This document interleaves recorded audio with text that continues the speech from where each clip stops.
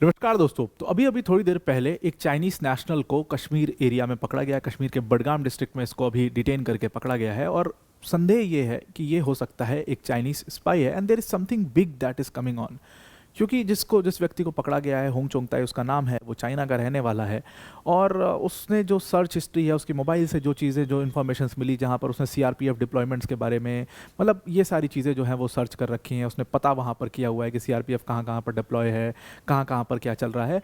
तो प्रोबेबली उसको डिटेन किया गया है। एक तो पहले वीज़ा वायलेशंस तो है, ये सारे गैरकानूनी चीज़ तो थी उसमें, गैरकानूनी सिम कार्ड, गैरकानूनी जगह रखना, रुकना, वीज़ा वायलेशंस, ये सारी चीज़ें तो थी।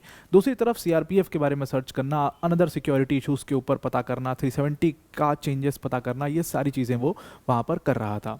और ये सब कुछ इलीगली वहाँ पर हो रहा था। इसके ऊपर ये एक बड़ी सनसनी यहाँ पर बनी है एंड हो सकता है कि there is something big that is coming on.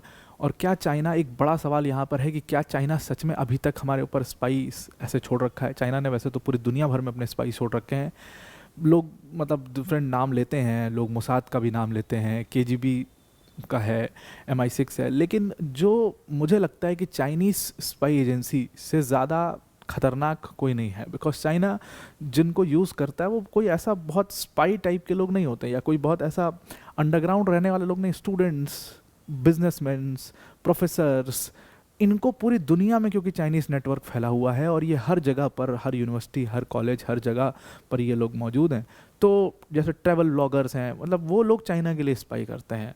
और इसीलिए मैं कहता हूँ कि चाइना का स्पाई नेटवर्क सामने दिखता है फिर भी हमें बिलीव नहीं होता। तो इस पर्सन को इस संदेह पर अभी अरेस्ट, डिटेन किया गया है फ़िलहाल। लेकिन अभी तक इस ऐसी कोई पुख्ता जानकारी नहीं है कि हाँ चाइनीज़ स्पाई है ही।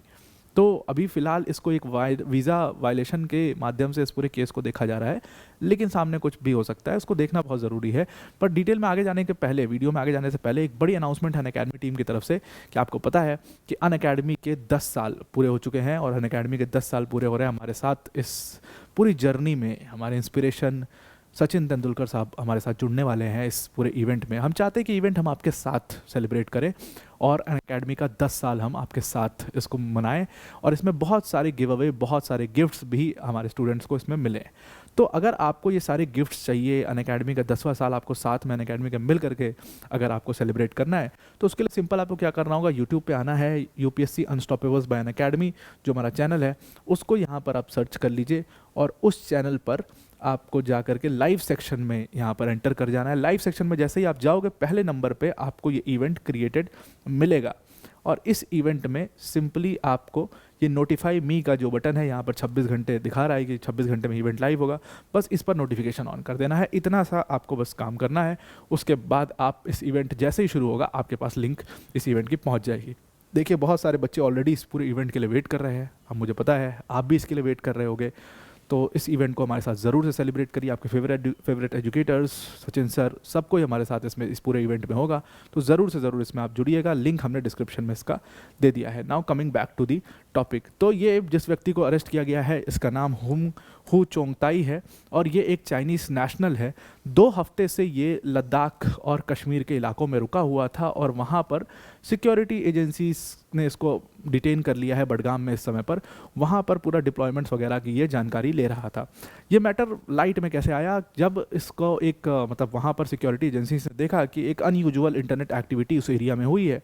उस एरिया को पूरा वहाँ पर कॉर्डन करके सर्च करना शुरू किया गया। तब जाकर के व्यक्ति वहाँ पर पकड़ा गया जिसका नाम हू चोंगताई था, जो कि चाइना का ग्वांगडोंग प्रोविंस का रहने वाला है।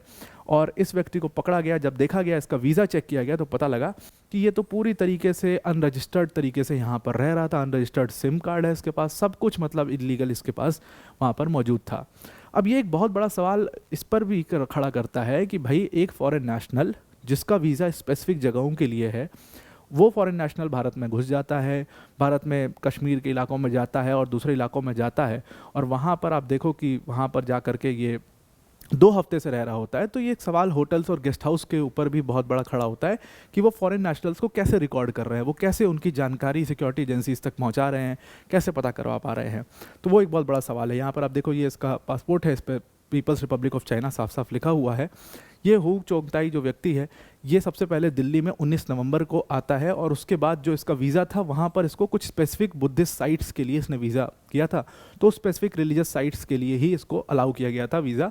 लेकिन ये वहाँ ना जा करके ये लद्दाख निकल जाता है, जम्मू कश्मीर निकल जाता है, और वहाँ पर अपने वीज़ा की सबसे पहले वायलेशन करके सीधा यहाँ पर पहुँच करके घूमने लगता है। ये व्यक्ति बॉस्टन यूनिवर्सिटी का पढ़ा हुआ है और पिछले 8-10 सालों से ये यूएस में रह रहा है। इसकी एक लंबी ट्रैवल हिस्ट्री है और इसीलिए संदेह और ज़्यादा हो जाता है। ये यूएस में तो रह ही रहा था, उसके बाद ये इसकी ट्रैवल हिस्ट्री न्यूजीलैंड की है, ब्राज़ील की है, फिजी की है, हांगकांग की है, हर जगह की इसकी ट्रैवल हिस्ट्री है, लंबी चौड़ी इसकी ट्रैवल हिस्ट्री है। इसको अलाउ था जो इसके वीज़ा में कि ये कुछ बुद्धिस्ट डेस्टिनेशन पे जाएगा, जैसे ये वाराणसी जाएगा, आगरा जाएगा, दिल्ली जाएगा, जयपुर, सारनाथ, गया, कुशीनगर, जहाँ पर भी इंपॉर्टेंट बुद्धिस्ट डेस्टिनेशन हैं, ये सिर्फ वहाँ के लिए इसको वीज़ा अलाउड था। लेकिन ये इनमें से एक भी जगह नहीं गया, और ये सीधा जैसे ही लैंड करता है ये वैसे ही जंस्कर कश्मीर वाले इलाके में ये निकल जाता है। कहा जाता था कि नवंबर 20 को तुरंत इसने दिल्ली में लैंड किया, फिर दिल्ली से एक और फ्लाइट पकड़ी, सीधा पहुंचा ये लेह पहुंच करके वहाँ पर फॉरेन नेशनल्स का एक चेक पॉइंट होता है, उसको स्किप किया इसने, वहाँ पर लोकल्स के साथ मेडल हो गया, घुल मिल गया, और धीरे से इसने कल्टी मार ली साइड से, और फिर वो चेक पॉइंट से बच करके निकला। फिर ये दिसंबर 1 को श्रीनगर गया और वहाँ पर एक अनरजिस्टर्ड गेस्ट हाउस में रुका, और लगातार ये कश्मीर के इलाकों में कई जगहों पर घूम रहा था। जैसे मुगल गार्डन गया था, डल लेक वल लेक तो गया ही था, आर्मी विक्टर फोर्स हेडक्वार्टर है वहाँ के बहुत पास, वहाँ पर अवंती नगर रूइंस हैं, वहाँ पर गया था। तो फिर जब अनयूजुअल सस्पेक्टेड एक्टिविटी जब इंटरनेट पर मिली तो इसको उठाया पुलिस ने, इसको उससे पूछताछ करनी शुरू करी। जब इसका मोबाइल फ़ोन लिया तो उसमें देखा गया कि इसकी सर्च हिस्ट्री में इसने सर्च किया है कि कश्मीर में सीआरपीएफ की डिप्लॉयमेंट कहाँ कहाँ पर है। फिर दूसरी चीज़ इसने आर्टिकल 370 के ऊपर सर्च किया। फिर तीसरी इसने और भी सिक्योरिटी लिंक्ड बहुत सारी जानकारियाँ इसने वहाँ पर सर्च करने की कोशिश करी, वहाँ पर घूम घूम के उनको ये नोट डाउन करके अपने अपने पास रख रहा था। तो यहीं से संदेह जो है वो इसके ऊपर शुरू होता है। ऑल्दो पैनिक ना फैले और कोई ऐसी बात ना हो, तो अथॉरिटीज़ ने अभी इस चीज़ को बोला है कि भाई ये लद्दाख में आया, जंस्कर रीजन में गया, लेकिन हमारे पास ऐसी कोई अभी पुख्ता जानकारी नहीं है कि ये मामला कितना सेंसिटिव हो सकता है। सेंसिटिव एरियाज़ में तो ट्रैवल किया है इसने, और हो सकता है घूमने उमने भी आया हो, तो हम सीधा इसको स्पाई के तौर पर नहीं कह सकते। और अभी इस केस को सिर्फ वीज़ा जो मतलब डिसअप्रूवल है या वीज़ा का पूरा केस है उसी तौर पर देखा जा रहा है कि इसने वीज़ा में जो अलाउ किया गया था उसके विपरीत जा करके ये जो है उसको वायलेशंस किया है, तो वीज़ा वायलेशंस के तौर पर अभी इस केस को देखा जा रहा है। बडगाम डिस्ट्रिक्ट में फ़िलहाल इसको डिटेन करके रखा गया है, और अभी इसके जो ट्रैवल का असली पर्पस था कि इस सेंसिटिव जोन्स में सीआरपीएफ के डिप्लॉयमेंट्स वगैरह क्यों सर्च कर रहा था, अभी तक इसके ऊपर बहुत जानकारी नहीं है।